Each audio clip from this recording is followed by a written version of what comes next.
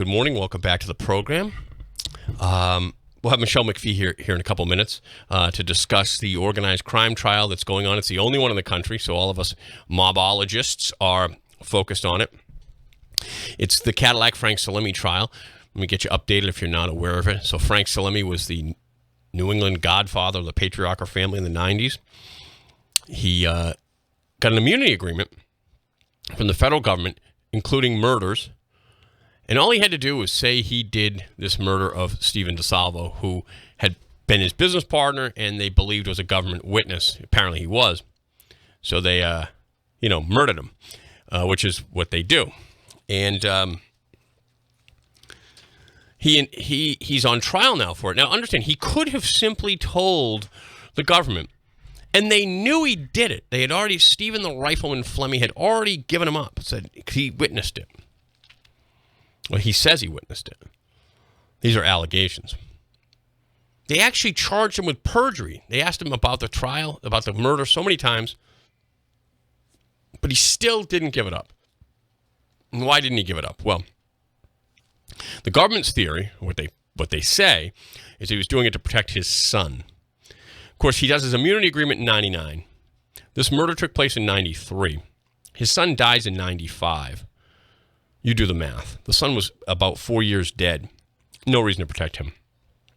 So Salemme is protecting other people. But he also may have been protecting himself because his lawyer, in an effort to discredit another one of the witnesses, a mobster, this gentleman, Joe DeLuca, when Salemme's lawyer is talking, he's on redirect. He's cross-examining this Joe DeLuca, who was a made member of the mafia and gave up his oath of omerta. He violated that oath by testifying. And Weinstein, the lawyer for Salemme, says to him, you took an oath to the mafia, right? And you broke that. Now you're taking an oath today to tell the truth. In other words, you don't really care about oaths. And he makes some reference to Salemme violating his oath, at which point Weinstein stands up and says, well, you know that it's not a violation of omerta to testify against a crooked FBI agent. Which led me to believe, did his lawyer, who's doing his job, right, to impeach the credibility of a witness against his client, did he just imply that his client never violated omerta? And does that make him a mafia member in good standing? So I think it's just another layer that's been added to this. This is a fascinating trial. And we're going to talk to Michele McPhee here in a second. You can follow Michele on Twitter. The trial testimony has been canceled for the rest of the week. There's been some incredible developments. That's why we have Michele on. She knows this stuff. But you can follow her on Twitter, and you should, because she's often in the court when the testimony is going on, and so she'll tell you what's going on as we go along. But anyway, we're going to bring back my friend Michele right now. Good morning, Michele. Thanks for joining us. It's always a pleasure to be on with you. Especially, I love when people actually know what they're talking about in this case, too, and you certainly do. Thanks, Michele. Michele, what's your website so we can tell the people right up front? It's Michele with one L, McPhee.com. So it's Michele with one L, MCPHEE.com. Perfect. And, of course, you folks know Michele from not only her work on organized crime, but also from her incredible book on the Boston Marathon bombing, really the definitive work on the bombing. Of course, that connects right down here because we had some of the defendants living right here in our area. What's the name of the book again, Michele? It's called Maximum Harm. Maximum Harm, and it's on her website. I can't tell you enough. We're not going to talk about it today, but we're going to have her in again to talk about it because it's just such a fascinating case and parallels a lot with what's going on. It parallel. I mean, look at all of this stuff with the FBI and accountability and federal informants, and I think it just all ties in because I think you agree with me that there's very strong evidence that Tamlinson Ives was working as a federal asset. Absolutely, he was made a promise. That promise was broken. He was very motivated to become a citizen, and when that didn't happen, he flipped out. It's the only really logical explanation for the case, and when you particularly add up all the other factors as to who was taking care of him, who was paying his bills, all of these things. Driving around in a white Mercedes while he's on an EBT card and welfare. Flying in and out of the country without a passport. Try that. Try that. Yeah, exactly. Try it. You forget While about on it. 2 Terror watch list. Well, amazing, right? Amazing. In fact, I saw you on television the other day. There's a documentary on this, which you took part in. Oh yeah, that's on Reels. Yep. Yeah. The real story behind Patriots Day is what it's called. Yeah, it's a great program, and we're going to get Michelle to talk about that. But talk about what's going on up here, Michelle, with the Salemme trial and this. Have you ever heard before of people being put in makeup? Is this a new thing? You cover the federal courts. I have never seen this. This is why I cannot wait until Tuesday comes around. This was a long week with no testimony. It was very abrupt. And apparently what they're concerned about are these federal marshals that work in the WITSEC program. They do the witness relocation. But what I don't understand is, look, if they are hiding their identities, there's no cameras in the courtroom. There was an order from the judge that they couldn't have the sketch artist.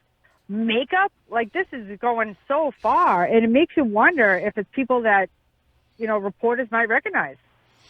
It's fascinating. Wyshek yesterday made, maybe it was yesterday, made a comment where he said these agents had contact and conversations with Salemme, whether that was right, something to that effect. In other words, he knows. Is it a possibility here that those agents were acting in ways they shouldn't have been? I think anything is possible. I think anything is possible, especially when it comes to this case. Look, and I loved your description of Weinstein. I was there to see he was grilling that old mobster. I mean, what a comedy of errors. These are guys who couldn't even bury the body right. Don't forget to take the top off the body. There's fingerprints everywhere. Michelle, tell people, because if those people aren't following this, and you can follow Michelle when she's in the court. What's your Twitter? At Michelle with 1 L, McPhee, McPhee. So it's at Michelle McPhee. So she's in the court, and the judge has allowed her to live tweet this out, so you can follow the trial without having to go to Boston. Tell people about the tarp and how they couldn't bury the body. I mean, the story is sad as it is funny. It's very sad because that morning, Stephen DeSaro scribbled out a note to his then 10-year-old son. It was 1993. The government believes that Cadillac Frank's son, they called him Little Frank or Frankie Boy, picked up Stephen DeSaro, the owner of the Channel nightclub, and brought him to Sharon, Massachusetts, to Cadillac Frank's house. He was strangled to death, and then they hired these knuckleheads, apparently. I mean, they're scraping the bottom of the barrel for talent in the mob. Would you agree with me on this? Totally. Was the guy was a shoplifter, right? Joe DeLuca's a shoplifter. I mean, it's unbelievable. He was bragging about what a prolific shoplifter he was. He was a booster, he called himself. And I'm like, so in other words, you're like no different than a teenage girl who's lifting makeup out of the CVS aisles. But of course, he qualified it by saying it was very high-end stuff that I would boost. Why but you're a shoplifter. Like, this is not high-end crime. This wasn't you took over the trash industry in New York City. Let's be abundantly clear. So these two brothers, the DeLucas, DeLuca from Providence, and his brother Joe, they were told to bury the body behind an old mill. And one thing Big Frank, Cadillac Frank, said is make sure you take the tarp off the body because there's fingerprints all over it. They buried the body, and they were like, oh, no, we forgot to take the tarp off and had to go back, dig up the whole body. But in a series of bungling errors, they use a backhoe to dig up the body, and as the backhoe snags on the rope that they used to tie the top around him and pulls up the whole body. A big, giant mess. I mean, it's so sad, and of course, the widow, and DeSaro was not an innocent guy, but he got involved with these folks. But there he is. This is what happens when you get into business with these people. You can never get out from under. Right, exactly, and because he's a straight guy, generally, the FBI knows to put pressure on him right away, and they know this guy's not going to stand up. So they kill him. No, there's no way he's going to. His wife, his widow, and his now grown children have to sit there and listen to this incredible story about the body. And they have to also sit there and look at these guys. No one else has stood up either. Right. I mean, think about it. Cadillac Frank, rat. But is he? The DeLuca brothers, rat. Stephen the Rifleman is going to come in and testify. Another rat. I mean, honestly, it does make you think, like, who are we actually getting when we give these deals? Well, so the FBI makes these unholy alliances with these people. But in the end, who are we really putting away? So we're putting away low-level mobsters and making deals with high-level mobsters? That doesn't make sense. Isn't that upside down? It seems completely upside down. The other thing is, and we started talking about this last week, when Salemme he's in the witness protection program. He's been in there since '99. When he gets arrested in Connecticut on this murder because he flees the witness protection program, he's caught with $25,000 in cash. What does that say?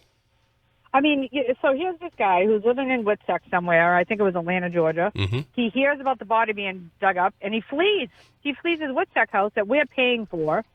We're paying for all of this. And somehow he has, I think you're right, it's $28,000 in cash. He's arrested in Milford, Connecticut in his car. But these guys are living, this is, I think, what people don't understand about this informant program. It's not just the fact that these murderers literally get to walk away and live life pretty fantastically. We are paying their bills. So when you see, Sammy the Bull Gravano's daughter on television and she walks out of that big house in Arizona, thank you to the taxpayers, because essentially we are paying for all of this relocation. We're speaking with Michele McPhee. You can follow Michele at her website, which is Michele with one L, McPhee.com. It's McPhee, MCPHEE. That's her website. Michele, the interesting thing to me is he flees. So he's supposed to be in the witness protection program from the New England Mafia. But when he leaves Georgia, he doesn't head west. He heads to Connecticut, which used to be the territory of the Patriarca family. Was he really isn't afraid of the guys he was formerly involved in, right? Well, I mean, why should he be? Listen, the last time, I don't even think that there's anybody left who is actually not cooperating. I mean, there's a faction that went to war with Salemme. Isn't it interesting to you that there were two warring factions in the mob war in the 1990s? Cadillac Frank, whole crew, informants. Was there anyone in his crew that was not an informant? Mark Rossetti is an informant. I know. I mean, there were a couple of people that didn't roll, but Paul Wiedek is the only stand-up guy, and he's his co-defendant. Yeah, Paul Wiedek. You never even heard of the guy, which is exactly how it used to be. Right.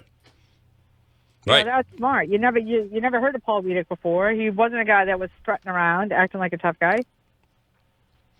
No, it's very interesting because you have the two factions. So for people who didn't follow this back then, you had this war that Salemme ultimately became, dominant in, and all the other guys went to prison or were killed. Right. And the murders, no one ever has done any time for those murders, as I don't believe. No one's ever done time for the Salemme crew murders.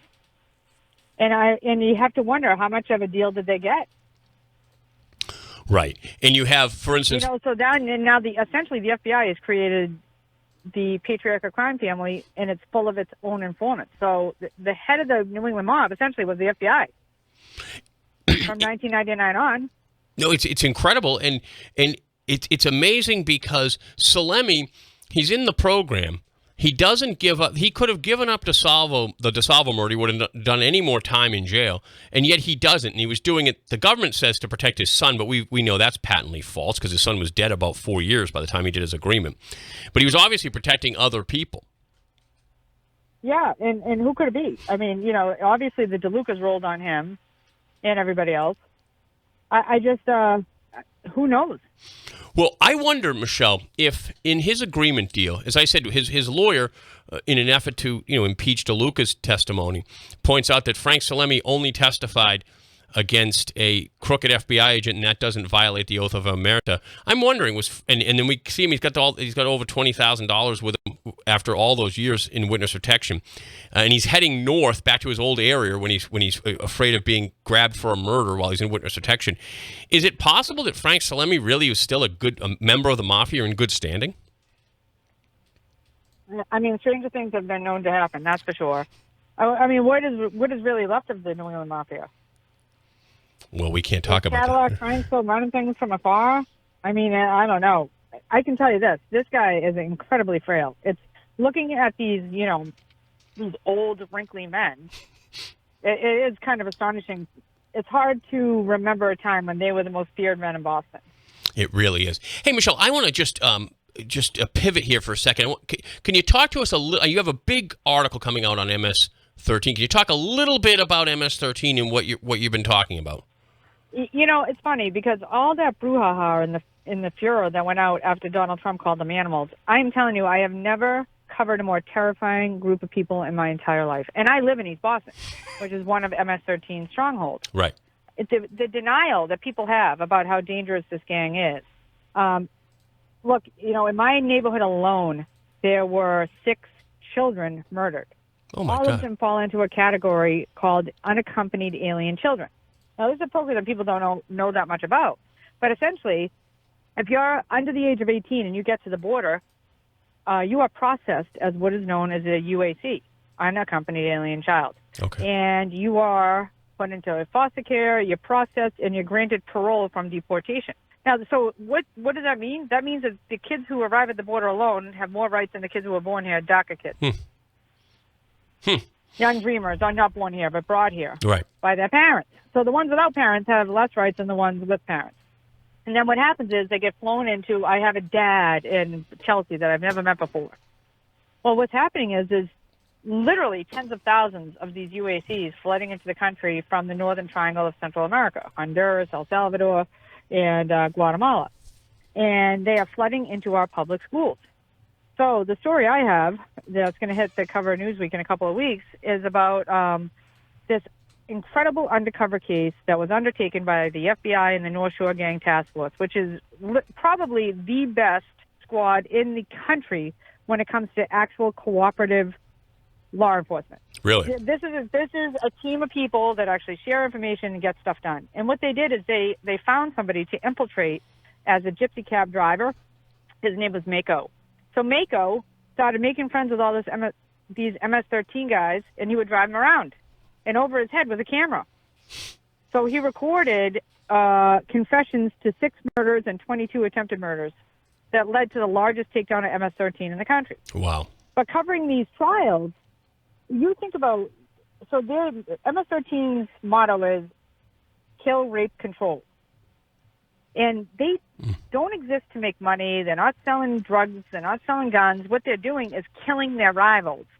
So it expands their territory, and then they extort other people, illegal immigrants mostly, for money. So if you're a maid or a waitress or a cab driver, you have to give a portion of your income to MS-13. Really? Or they'll machete you. Really? I know. See, I didn't realize that was how they made their money. They call it rent. They collect rent. We've heard that before, right? Yeah. So they collect the rent from these poor people, hardworking people. They terrorize them, and the brutality of the murders are just absolutely, positively staggering. So Animal, for example, he was an East Boston high school student, and Animal wanted to get promoted to the status of homeboy in MS-13. He saw another East Boston high school student on Trenton Street, right around the corner from my own house, and broad daylight, crowded street, after school. He pulls out a knife and chases this kid down the street, stabs him repeatedly. The kid dies on the street, gasping his last breath, begging for help. And then Animal brags about how many times he stabbed the kid in the cab with Mako. So there's video of him actually laughing and mimicking how he stabbed this kid to death. A couple weeks later, he went up to a guy in Chelsea, just with a few other MS-13 members. He said, "What gang are you in?" This guy was a hardworking man. He said, "I'm not in a gang." They beat him so badly it fractured his arm and stabbed him repeatedly in the back. A few weeks after that, Animal sees another kid who's a UAC and chases him into a field, stabs him repeatedly. The kid miraculously lives, and he sends him a text message saying, "You were lucky tonight, but I'm going to kill you." Oh, my God. And this is, so people understand. This is one person. Yeah, so there's 61 of these sort of savages and have been, they shot a woman who was living in a domestic violence shelter with her 3 children. They catfished a 15-year-old out of his house with promises of meeting a pretty girl that was actually a fake Facebook account set up by MS-13, chopped him up into little pieces on Constitution Beach. And the brutality And so for people, Absolutely staggering. We're speaking with Michele McPhee, who's an investigative reporter. She has a story coming out, a broad story on an undercover operation done on MS-13. But for you folks who think this is far away, this is 40 minutes up the road, folks, from where we are right now. This is going on. These stories Michele just told, if you're just tuning in, about all this brutality. And it's in your high schools. It's going on. I live in East Boston. I have friends who have kids in the school, and I'm like, you got to get your kids out of East Boston High, because MS-13 has become so sophisticated that they know there are these throngs and these massive swells of these Central American immigrant kids, these UACs, and so they literally are paying people, young people, to come here and be recruiters in the schools. So they have rap videos. They're like ISIS. They have this slick propaganda. They come up to a kid in the high school cafeteria and say, "You're going to join us or die." It's incredible. It's great. Michele, I'm going to let you go. I know you got a busy day, but just, again, people can follow you how on Twitter?